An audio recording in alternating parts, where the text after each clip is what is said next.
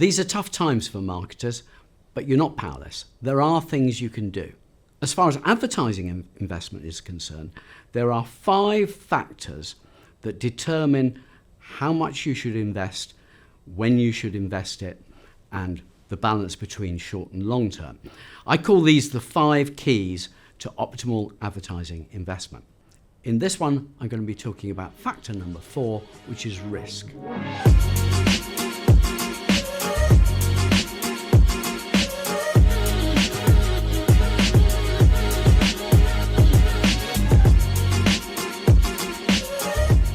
Risk is an important factor determining the viability of any investment. If an investment is certain, low risk, you know it's going to pay back, it's a no-brainer. When investment returns are uncertain, when you don't know what's going to happen, then you have to really ask tough questions about whether or not it's a good time to invest. That's true of any investment, whether it's a new factory or a new advertising campaign. Now, you can do something about the risk involved in your advertising investment. First of all, you can use advertising directly to affect the risk premium that you pay in financial markets. Very interesting piece of research that came out last year from the company Brand Finance analysed the risk premium that companies pay when they borrow in financial markets versus the strength of their brand. And this is what they found. In this chart, the y-axis shows the risk premium that the company pays. That's how much more basically they pay to borrow money for a given interest rate, versus on the x-axis, a measure of the strength of their brands. This uses data both from the UK and from other countries. And as you can see, the stronger a company's brand, the lower the risk premium they pay. Companies with strong brands find it cheaper to borrow in capital markets. And if you look at the rest of the report from Brand Finance, they argue that brand strength is a really important key, not just to the risk premium, but generally to the financial performance of a company and its attractiveness to investors. So I would argue that it's a good idea, if you can, to maintain brand advertising and brand marketing and brand communications, not just in order to attract consumers and to maintain your price premium and your margins, as I argued in the previous sections, but also to send a signal to investors that you're a strong company, that you have strong brands, and that investment is a low risk. That way you can reduce your capital costs and make investing in marketing and other things like new factories or new products more viable. The other way you can reduce risk is through good research. If you know with certainty what the payback and what the effect of your marketing and advertising campaigns will be, then investment in marketing and advertising becomes lower risk. So good research reduces risk and therefore makes investment more viable. This is one of the reasons I think why, when times get tough, many marketers resort to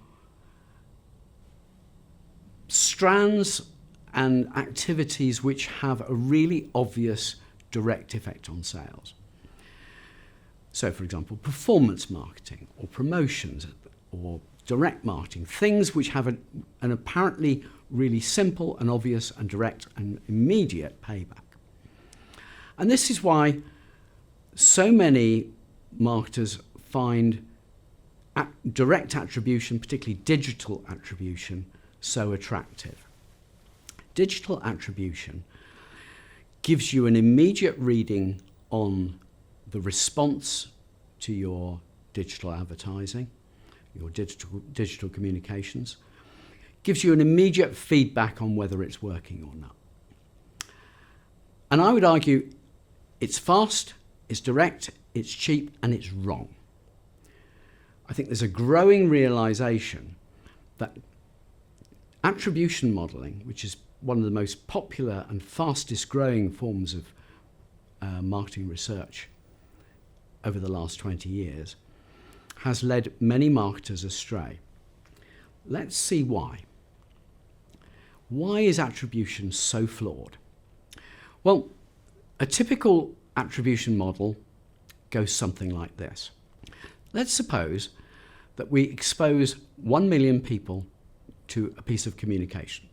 Say, for example, a piece of paid search or an online video. Of those million people, let's suppose that 30,000 of them responded to it directly. They clicked on the link, whatever. And of those 30,000 people, 3,000 went on to buy the product. So, well, there you go. You've got a very direct measurement of the effect of your activity. 1 million exposures, 3,000 sales. No, that's wrong. Because of those 3,000 people who bought the product, some of them are bound to have been on their way to buy you anyway. It's quite possible that 2,000 of those people were going to buy you anyway, and only 1,000 were actually incremental sales. That is not an uncommon ratio. So in that case, simple attribution is overestimating the effect, the direct short-term effect of your activity by a factor of 3. And a factor of 3 is not just wrong, it's wildly wrong. But there's another problem, because there are some effects that you're not measuring here. Let's suppose that of those 1 million people who saw the ad, 400,000 of them responded indirectly. They maybe went to your website a couple of days later. Maybe they went to a shop. Maybe they phoned a call centre. They didn't click on the link, but they did respond at some point. Of those 400,000 people, let's suppose that 40,000 went on to buy something. Now, once again, not all of those will be incremental. Let's suppose that 2/3 of them, 26,000 say, were going to buy it anyway, and only 14,000 were actually incremental sales. Now, compare those figures in red. Incremental sales from the direct response performance part of the channel was only 1,000 people. 14,000 people are coming to you indirectly. So linear attribution in this way underestimates these longer, less direct effects by a factor of 5. Again, a factor of 5 is not a small error. It's wildly wrong. Now, are these numbers realistic? Actually, they are. When we compare the numbers that you get from linear attribution with the numbers you get from econometric modelling or market mix modelling, we see that for some channels, the effect of the direct effect is overestimated with attribution. This chart shows the degree of over or underestimating of effectiveness for each of the channels. So for things like paid search, direct marketing, inserts, all those performance channels, attribution overestimates the short-term direct effects quite wildly. In the case of paid search, overestimates by nearly 200%. But for less direct channels, more brand channels, more broadcast channels, we see that attribution underestimates their effects quite dramatically. So for example, for brand TV, attribution modelling underestimates the effectiveness of brand TV by 90%. So not only is attribution modelling giving you a very misleading overall ROI, it's directing your money in the wrong places. It is forcing you to do too much performance marketing, too much direct marketing, too much sales activation, too little brand advertising.